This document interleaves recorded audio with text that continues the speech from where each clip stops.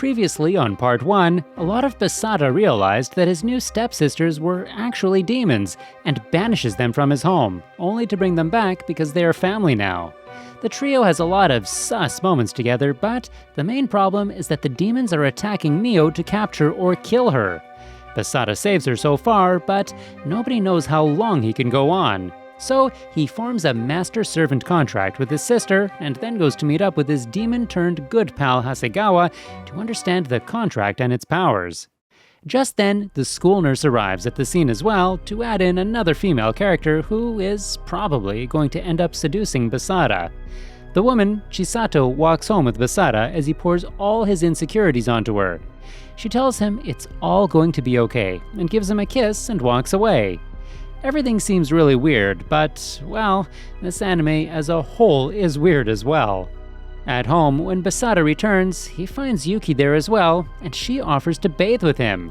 Told you this anime is weird. Basara, who could have said no, just goes along with the whole thing, and the two bathe together like it's not a major issue at all. Later on, when Yuki leaves, Basara talks to Marie about the curse and asks her if what Hasegawa said was true, and Marie agrees. If they could build more trust, both of them would gain incredible powers. In order to help them out, Marie pulls out a really lewd dating sim game and sits on Basara's lap to make him understand how to build trust. Apparently, that's how that works, and we are not complaining. Elsewhere, as predicted, reinforcements arrive for the demons as Zolgia has sent a huge demon and his own protege to assist Hasegawa in his task. Similarly, a party of Hero Village members also arrive, as now after realizing that Mio had almost awakened her powers, the village had decided to make her an elimination target. The next day, however, the mood is a bit lighter than before, as Yuki finds Basara alone and asks him out on a date.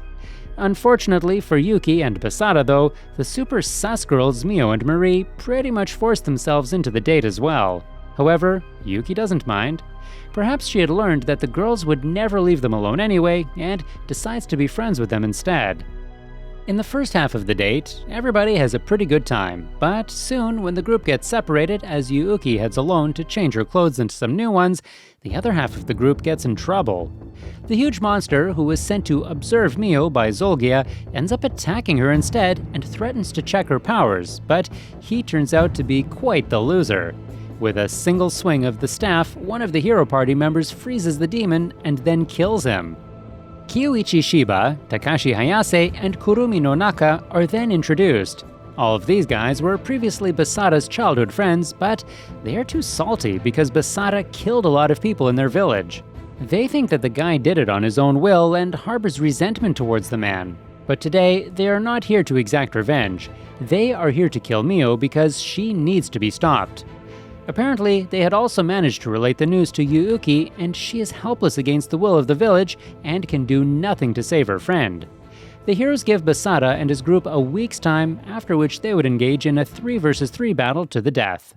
So, the trio return back to their home and decide to prepare for the battle, but even with all the training, they are still not strong enough to take 3 heroes at once. Marie turns out to be a succubus, who needs all the sensual things from Basara, which is why she has been making the uncomfortable situation between him and Mio happen. But for the next battle, she wants to have a taste of him herself. However, Mio stops her from doing so and offers herself in exchange. Let's just say things get spicy. Finally, after filling up all the energy after last night, they head to the battlefield, where Kurumi, Yuki, and Takashi are waiting. Takashi wields a really strong weapon called the Byakko, so Mio and Marie double team on him while Basara takes on the other two. He is able to quickly defeat Kurumi, but doesn't kill her. However, Yuki arrives with a sleep incense, which puts Basara to sleep. She then heads to the other side of the battle and helps out Mio and Marie against Takashi. She really wanted to help out and save Basara instead of him helping her out. The two then battle it out while Mio heads to check up on Basara, who is lying there unconscious. In a scene that is extremely illegal, with a naked woman holding a literal toddler, Mio somehow manages to enter Basara's mind and shake him off his unconsciousness.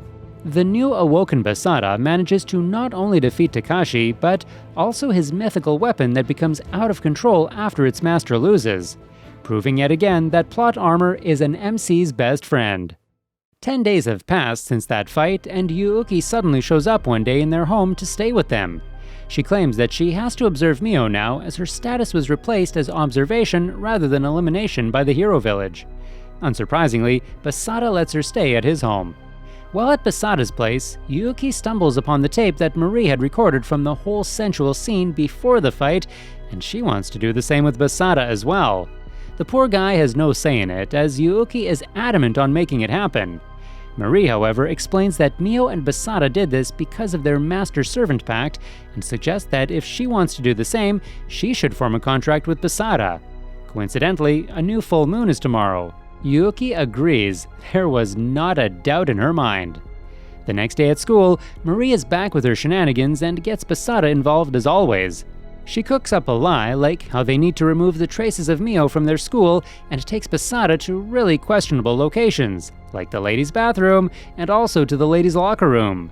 When the girls suddenly arrive at the locker room, she forces him to hide along with her in Mio's locker, and soon the succubus starts harassing the young man. Later, when Mio comes and finds them there, she is super pissed, and naturally so. But, to be honest, Basara had no fault in this whole thing, and still gets reprimanded. Elsewhere in the demon world, Zolgia watches the fight with the heroes and checks up on Mio's development. He stages another plan to capture her. Soon, the night of the full moon arrives, and much like Mio, Yuuki also forms the same sensual servant-master pact with Basara. The guy has 3 beautiful women gunning for him now and has to satisfy each one of them sexually. This should have probably created a bit of a rift between the girls, but the next day in school, it appears as the girls are getting along just fine. Basara is watching the girls when suddenly he gets injured by an incoming basketball and is forced to go to the school nurse. As he is changing after getting himself treated, another girl comes up to him and starts throwing himself at her, as if he didn't have enough girl problems already. The girl, however, turns out to be a distraction as Zest, Zolgia's protege, heads to capture Mio with Maria's help. Basara reaches them just in time to see them heading to the demon realm. In order to track down the girls, Basara goes to the one demon he knows will help, Hasegawa, who tells him that Marie was involved in the kidnapping because she was being blackmailed by Zolgia, who had her mother captured. Hasegawa tells Basara that they must hurry to head to save the girls because if Zolgia violated Mio sexually, she would probably die because that's just how the Master-Servant Pact works. He also adds that the Demon King was no longer involved in all this, and Zolgia was doing all of his own will to get Mio's powers, which is why he could help in the whole plan, as it would just be stopping treason. So the two come up with a plan to infiltrate the highly secure hideout of Zolgia. Hasegawa takes a pretending to be unconscious Basara and offers him to Zest in exchange for Mio. Hasegawa threatens Zest that he will report their act of treason to the Demon Lord for abducting Mio and holding her in their castle if she does not comply with their trade. Zest, however, doesn't care if she is reported by some puny lower-class demon and doesn't agree to the trade. Instead, she uses her powers to instantly kill Hasegawa and takes Basara to their base. There, she orders Marie to subjugate Basara using her succubus skills while she deals with Mio. Marie, who is reluctant but has no other choice, begins her sexual harassment lessons on Basara to drain him of his powers, but Basara somehow manages to resist all of it. She even turns into Mio so that he would submit, but Basara, despite being enticed at first, doesn't give in. At the very first opportunity to escape, Basara does so, and this time he manages to destroy the barrier of the place, allowing Yuuki to track him. Yuuki soon arrives at the place and frees Mio and the two girls, pumped up after all those sussy sessions with Basara turn out to be too much for Zest to handle. Zest loses to the girls, but soon Zolgia arrives and the guy is not very pleased to see his so-called protege lose to some amateurs. He puts the other girls on an incapacitating spell and, instead of killing the girls, goes after Zest and almost kills her. Fortunately, after making Marie come back to his side, Basara arrives just in time to use his nullifying ability to stop Zolgia's attack. As Basara and his servants battle the evil demon, Zolgia immobilizes Basara using his mental bondage as he approaches him to obtain his powers for himself. Basara somehow manages to escape the mental bondage, but struggles to fight against Zolgia. The demon is just too powerful for him and subdues him once more and is almost about to finish Basara off, but is stopped by Marie. Zolgia has this envisioned as well, and shows Maria the bloody remains of her formerly captured mother to mess with her head. With this horrendous scene before her, Mio once again awakens her Demon Lord power, and this time she is so powerful that Zolgia can't even move a muscle against her. Mio is finally about to exact revenge for the death of her foster parents when Basara stops her, as Mio's future would be tainted with despair and hatred. Yes, all that casual love is better than hate and war crap. As the Demon Lord Mio calms down once more, Zolgia takes this opportunity to escape the premises like a coward. As Zolgia retreats, Shella, Maria's mother, reveals that she is alive and once again reunites with her daughter. Outside his lair, Zolgia battles Hasegawa, whom the latter thought to be dead. Hasegawa explains that he substituted himself and Shella with his puppet dummies to escape death and intends to kill Zolgia himself to avenge the death of Mio's caretakers who also fostered him as a child. As Basara and his allies escape Zolgia's lair, the barrier restraining it disappears, thus allowing it to alter itself back to its original form, a giant demonic monster. Trapped inside the beast's belly, Zest guides Basara, Mio, and Yuki into the vital core of the monster to destroy it. As Yuki fends off any enemy approaching the core, Basara, Mio, and Zest soon fight against a horde of Zest's clones. The group arrives at the core and Zest offers herself as bait for Basara to kill the beast, but Basara protects Zest and kills the beast without the need for any unnecessary sacrifices. As the girls recover, Basara witnesses Hasegawa killing Zolgia. This finally frees Zest from her master-servant contract with Zolgia, adding her to the list of girls after Basara as well. Back at their home, Zest pledges her loyalty to Basara just as predicted, and life only gets more and more complicated for Basara. Later that night, Basara realizes that if anyone else takes Mio's virginity, she would die, so in a moment of passion, Basara reacts. Basara and Mio kiss, and just as they are getting closer to do the deed, Basara stops midway, apologizing for forcing himself onto Mio. As Basara and Mio are about to kiss once again, Yuki arrives and kisses Basara. She is also accompanied by Zest, who is probably waiting for her turn to arrive.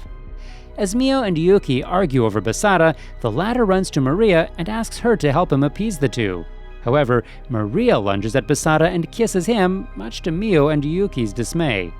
A lot of kissing and sus scene go on, however, something bad is happening at the same time as well, because the news of Zolgia's death has now reached the Demon King Leohart, who will most definitely take some action in Season 2.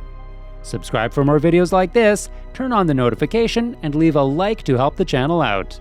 Thanks for watching!